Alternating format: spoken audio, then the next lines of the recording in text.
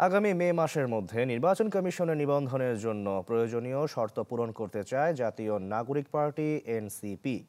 যদিও তারা তাকিয়ে সংস্কার কমিশনের প্রস্তাবের চূড়ান্ত ফলাফলের দিকে। আর বিশেষজ্ঞরা বলছেন, নতুন রাজনৈতিক দল নিবন্ধনের বিদ্যমান বিধিমালা ত্রুটিপূর্ণ। এটিকে সহজ করা সময়ের দাবি। অতীতে এক্ষেত্রে ইসির ভূমিকা প্রশ্নবিদ্ধ ছিল বলেও মনে করেন তারা। আরও জানাচ্ছেন সাদবিন শফিক।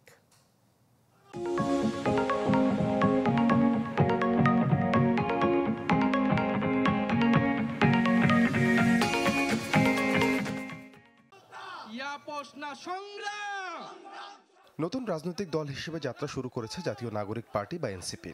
এরপর থেকে আলোচনায় দলটির নিবন্ধন ইস্যু।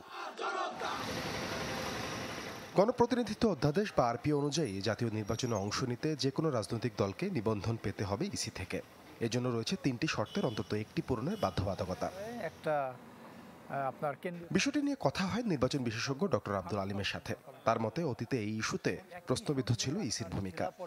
1/3 জেলায় তাদের অফিস এবং কমিটি থাকতে হবে, আর এর বাইরে থাকতে হবে বাংলাদেশের যত উপজেলা বা মেট্রোপলিটন থানা আছে সেগুলোতে 100 থানা বা মেট্রোপলিটন যে উপজেলাগুলো আছে সেখানে আপনার 100 জায়গায় এই কমিটি এবং এই অফিস থাকতে হবে। তো সেটার মাইগ্রেশন পলিসি নিয়ে আমি প্রশ্ন এখন নিবন্ধন নিশ্চিত করে ভোটের পথে যেতে কতটা এগুলো তরুণদের এই দল। সেক্ষেত্রে এখন বিদ্যমান আইনে যে ক্রাইটেরিয়া আছে এটা খুবই শক্ত আইন এবং অনেক ক্ষেত্রে গণবিরোধী, এটা সবাই বলেছে। এটা শেখ হাসিনা নতুন কোনো দল যেন বিকশিত হতে না পারে তার জন্য যা যা করা দরকার তিনি সেটা করেছিলেন। তো আমরা কিন্তু তবু এই আইনের মধ্যে যে ব্যাপারগুলো আছে এগুলো আমরা মিট আপ করবো এবং আমরা আশা করি যে এগুলো মিট আপ করে আমরা বাই মেয়ের শেষের দিকে আমরা আবেদন করতে পারবো। কিন্তু তার আগে নির্বাচন সংস্কার কমিশন কিন্তু মানে নির্বাচন ব্যবস্থা সংস্কার কমিশন তারা কিন্তু এই আইনটা বদলের জন্য অনেকগুলো কথা বলেছে। আমরা তার অনেকগুলোর সাথে একমত। বিদ্যমান বিধিমালায় বেশ কিছু সংশোধনের প্রস্তাব দিয়েছে নির্বাচন ব্যবস্থা সংস্কার কমিশন। বিশেষজ্ঞদের মতে, যা অনুমোদিত হলে সহজ হবে নিবন্ধন প্রক্রিয়া।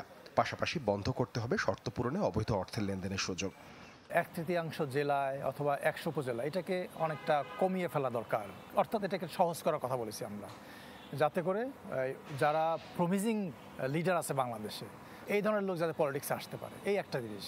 আর একটা হচ্ছে যে আমি যেটা বললাম যে 5 বছর পর পর এটাকে রিভিউ করা, এটা খুব ইম্পর্টেন্ট। এটা 2 নম্বর ইস্যু। আর 3 নম্বর ইস্যু হচ্ছে যে পলিটিক্যাল পার্টিগুলো ভবিষ্যতে অ্যাক্টিভ থাকবে না, আপনি নিবন্ধন নিল বাট কোনো অবস্থাতে অ্যাক্টিভ না, তাদেরকে রাখার তো কোনো দরকার নেই।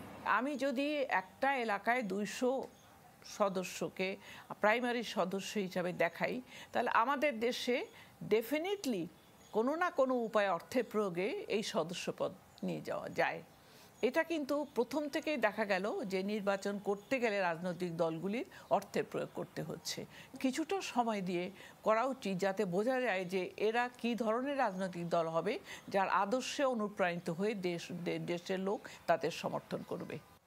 অতীতের অভিজ্ঞতায় সবকিছুর ওপরে নির্বাচন কমিশনের সততা ও স্বচ্ছতা সবচেয়ে গুরুত্বপূর্ণ বলে মনে করছেন নির্বাচন সংশ্লিষ্টরা। নিয়ে যাচ্ছে যে সব। সাদবিন শফিক, চ্যানেল 24, ঢাকা।